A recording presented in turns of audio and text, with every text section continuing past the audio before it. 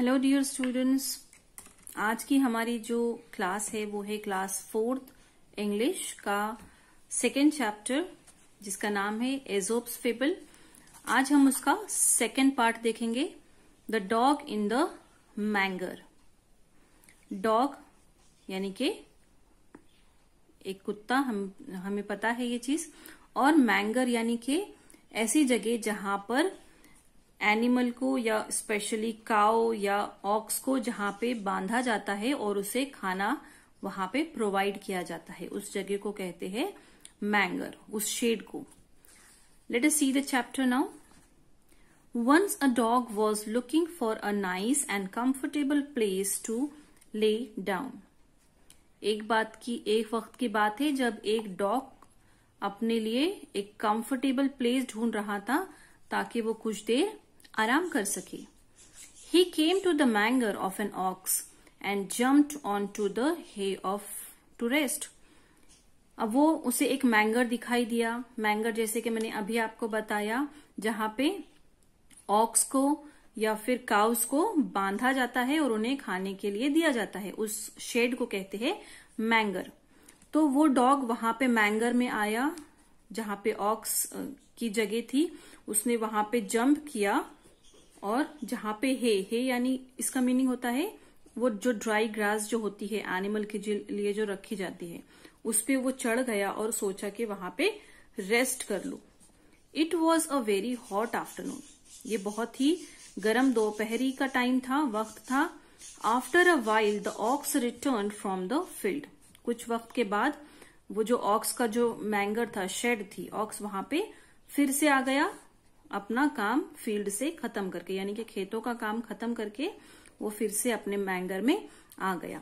He had worked hard in the hot sun and was now quite hungry.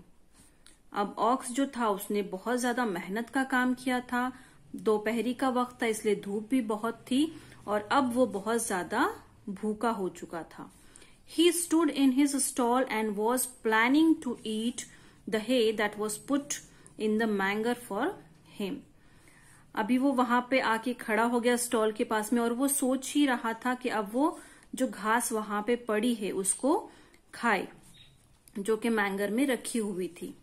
However, when he reached for the hay, the dog saw him.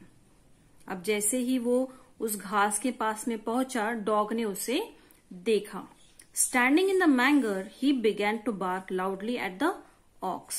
अब वो dog ने क्या किया, जैसे ही उसने देखा कि ऑक्स वो घास के करीब आ रहा है जहां पे वो रेस्ट कर रहा था, तो वो उठ के खड़ा हो गया और उसने जोर जोर से बार्क करना, भौंकना शुरू कर दिया।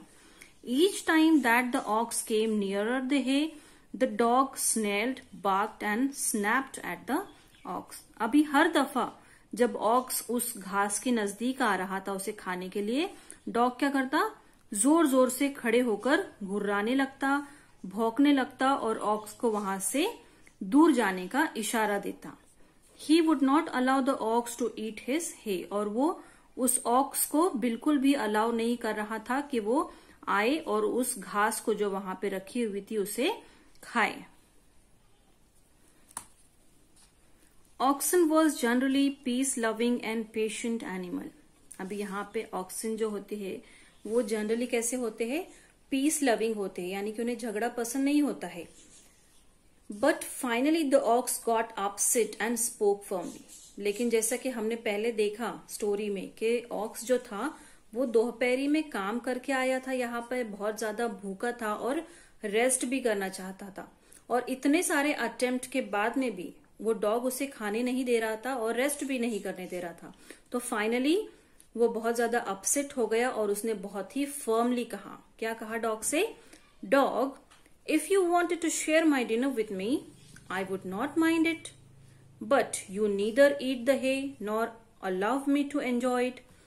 It is of course no use to you. Then why don't you let me have my favorite food? Don't grudges others what you don't enjoy yourself. तो उसने बहुत ही फर्मली अपसेट होकर डॉग से कहा कि तुम चाहते क्या हो, क्या तुम मुझसे मेरा डिनर शेयर करना चाहते हो? ठीक है, मैं माइंड नहीं करूंगा, तुम मेरे साथ में ये जो घास पड़ी है, जो है उसे शेयर कर सकते हो, लेकिन तुम ऐसा तो नहीं कर रहे हो। ना ही तुम उसे खुद खा रहे हो और ना ही मुझे अपना मील खाने में या मुझे एंजॉय करने दे रहे हो। मैं अपना खाना खा लूं वो भी तुम मुझे एंजॉय नहीं करने दे रहे हो। ऐसा तो नहीं होता है, it is of no use, ऐसा तुम्हें करना भी नहीं चाहिए। तो फिर तुम ऐसा क्यों कर रहे हो कि मुझे अपना फेवरेट जो खाना है वो तुम मुझे खाने भी नहीं दे रहे हो। इस तरह की हरकतें तुम्हें नहीं करनी चाहिए। ऐसे नहीं करने चाहिए कि जो चीज तुम खुद भी एंजॉय नहीं कर रहे हो वो चीज तुम दूसरों को भी एंजॉय न करने दो। इस तरह से वो डॉग से कहता है। और यहीं पर हमारी आज की story the dog in the manger end होती है। तो इस स्टोरी से हमें क्या मॉरल मिलता है बच्चों, कि ऐसी चीज जो हमें एटलीस्ट यूजफुल ना हो, जरूरी नहीं है कि वो दूसरों को भी यूजफुल ना होंगी।